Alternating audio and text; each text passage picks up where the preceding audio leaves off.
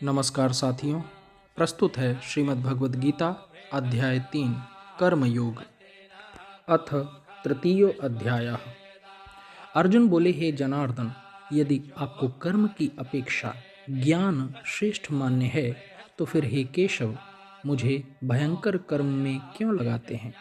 आप मिले हुए से वचनों से मेरी बुद्धि को मानो मोहित कर रहे हैं। इसलिए उस एक बात को निश्चित करके कहिए जिससे मैं कल्याण को प्राप्त होऊं। श्री भगवान बोले, हे निष्पाप, इस लोक में दो प्रकार की निष्ठा मेरे द्वारा पहले कही गई है। उनमें से सांख्य योगियों की निष्ठा तो ज्ञान योग से और योगियों की निष्ठा कर्म योग से होती है। मनुष्य न तो कर्मों का आरंभ किए बिना निष्कर्मता को यानी योग निष्ठा को प्राप्त होता है और न कर्मों के केवल त्याग मात्र से सिद्धि यानी सांख्य निष्ठा को ही प्राप्त होता है। निस्संदेह कोई भी मनुष्य किसी भी काल में क्षण मात्र भी बिना कर्म किए नहीं रहता, क्योंकि सारा मनुष्य समुदाय प्रकृति जनित गुणों द्वारा परवश हुआ कर्म करने के लिए बाध्य किया जाता है। जो मूढ़ बुद्धि मनुष्य समस्त इंद्रियों को हठपूर्वक ऊपर से रोककर मन से उन इंद्रियों के विषयों का चिंतन करता रहता है, वह मिथ्याचारी अर्थात दंभी कहा जाता है। किंतु हे अर्जुन, जो पुरुष मन से इंद्रियों को वश में करके अनासक्त हुआ समस्त इंद्रियों द्वारा कर्म योग का आचरण करता है, वही श्रेष्ठ है। तू शास्त्र विहित कर्तव्य कर्म कर, क्योंकि कर्म न करने की अपेक्षा कर्म करना श्रेष्ठ है तथा कर्म न करने से तेरा शरीर निर्वाह भी नहीं सिद्ध होगा। यज्ञ के निमित्त किए जाने वाले कर्मों से अतिरिक्त दूसरे कर्मों में लगा हुआ ही यह मनुष्य समुदाय कर्मों से बंधता है। इसलिए हे अर्जुन, तू आसक्ति से रहित होकर उस यज्ञ के निमित्त ही भली भांति कर्तव्य कर्म कर। प्रजापति ब्रह्मा ने कल्प के आदिक में यज्ञ सहित प्रजाओं को रचकर उनसे कहा कि तुम लोग इस यज्ञ के द्वारा वृद्धि को प्राप्त हो और यह यज्ञ तुम लोगों को इच्छित भोग प्रदान करने वाला हो। तुम लोग इस यज्ञ के द्वारा देवताओं को उन्नत करो और वे देवता तुम लोगों को उन्नत करें। इस प्रकार निस्वार्थ भाव से एक दूसरे को उन्नत करते हुए तुम लोग परम कल्याण को प्राप्त हो जाओगे। यज्ञ के द्वारा बढ़ाए हुए देवता तुम लोगों को बिना मांगे ही इच्छित भोग निश्चय ही देते रहेंगे। इस प्रकार उन देवताओं के द्वारा दिए हुए भोगों को जो पुरुष उनको बिना दिए स्वयं भोगता है, वह चोर ही है। यज्ञ से बचे हुए अन्न को खाने वाले श्रेष्ठ पुरुष सब पापों से मुक्त हो जाते हैं, और जो पापी लोग अपना शरीर पोषण करने के लिए ही अन्न पकाते हैं, वे तो पाप ही खा रहे हैं। संपूर्ण प्राणी अन्न से उत्पन्न होते हैं। अन्न की उत्पत्ति वृष्टि से होती है, वृष्टि यज्ञ से होती है और यज्ञ विहित कर्मों से उत्पन्न होने वाला है। कर्म समुदाय को तू वेद से उत्पन्न और वेद को अविनाशी परमात्मा से उत्पन्न हुआ जान। इससे सिद्ध होता है कि सर्वव्यापी परमाक्षर परमात्मा सदा ही यज्ञ में प्रतिष्ठित है। हे पार्थ, जो पुरुष इस लोक में इस प्रकार परंपरा से प्रचलित सृष्टि चक्र के अनुकूल नहीं बरतता अर्थात अपने कर्तव्य का पालन नहीं करता, वह इंद्रियों के द्वारा भोगों में रमण करने वाला पापायु पुरुष व्यर्थ ही जीता है। परंतु जो मनुष्य आत्मा में ही रमण करने वाला और आत्मा में ही तृप्त तथा आत्मा में ही संतुष्ट हो, उसके लिए कोई कर्तव्य नहीं है। उस महापुरुष का इस विश्व में न तो कर्म करने से कोई प्रयोजन रहता है और न कर्मों के न करने से ही कोई प्रयोजन रहता है, तथा संपूर्ण प्राणियों में भी इसका किंचन मात्र भी स्वार्थ का संबंध नहीं रहता। इसलिए तो निरंतर आसक्ति से रहित होकर सदा कर्तव्य कर्म को भली भांति करता रहे, क्योंकि आसक्ति से रहित होकर कर्म करता हुआ मनुष्य परमात्मा को प्राप्त हो जाता है। जनक आदि ज्ञानी जन भी आसक्ति रहित कर्म द्वारा ही परम सिद्धि को प्राप्त हुए थे। इसलिए तथा लोक संग्रह को देखते हुए भी तू कर्म करने को ही योग्य है, अर्थात तुझे कर्म करना ही उचित है। श्रेष्ठ पुरुष जो जो आचरण करता है, अन्य पुरुष भी वैसा वैसा ही आचरण करते हैं। वह जो कुछ प्रमाण कर देता है, समस्त मनुष्य समुदाय उसी के अनुसार बरतने लग जाता है। हे अर्जुन, मुझे इन तीनों लोकों में न तो कुछ कर्तव्य है और न कोई भी प्राप्त करने योग्य वस्तु अप्राप्त है, तो भी मैं कर्म में ही बरतता हूँ।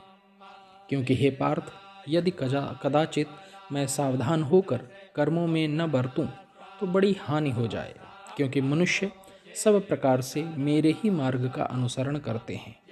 इसलिए यदि मैं कर्म न करूं तो ये सब मनुष्य नष्ट भ्रष्ट हो जाएं और मैं संकरता का करने वाला हूँ तथा इस समस्त प्रजा को नष्ट करने वाला बनूं। हे भारत, कर्म में आसक्त हुए अज्ञानी जन जिस प्रकार कर्म करते हैं, आसक्ति रहित विद्वान भी लोक संग्रह करना चाहता हुआ उसी प्रकार कर्म करे। परमात्मा के स्वरूप में अटल स्थित हुए ज्ञानी पुरुष को चाहिए कि वह शास्त्र विहित कर्मों में आसक्ति वाले अज्ञानियों की बुद्धि में भ्रम अर्थात कर्म में अश्रद्धा उत्पन्न न करे, किंतु स्वयं शास्त्र विहित समस्त कर्म भली भांति करता हुआ उनसे भी वैसे ही करवाए। वास्तव में संपूर्ण कर्म सब प्रकार से प्रकृति के गुणों द्वारा किए जाते हैं, तो भी जिसका अंतःकरण अहंकार से मोहित हो रहा है, ऐसा अज्ञानी मैं करता हूँ ऐसा मानता है। परंतु हे महाबाहो, गुण विभाग और कर्म विभाग के तत्व को जानने वाला ज्ञान योगी संपूर्ण गुण ही गुणों में बरत रहे हैं ऐसा समझकर उनमें आसक्त नहीं होता। प्रकृति के गुणों से अत्यंत मोहित हुए मनुष्य गुणों में और कर्मों में आसक्त रहते हैं। उन पूर्णतया न समझने वाले मंद बुद्धि अज्ञानियों को पूर्णतया जानने वाला ज्ञानी विचलित न करे।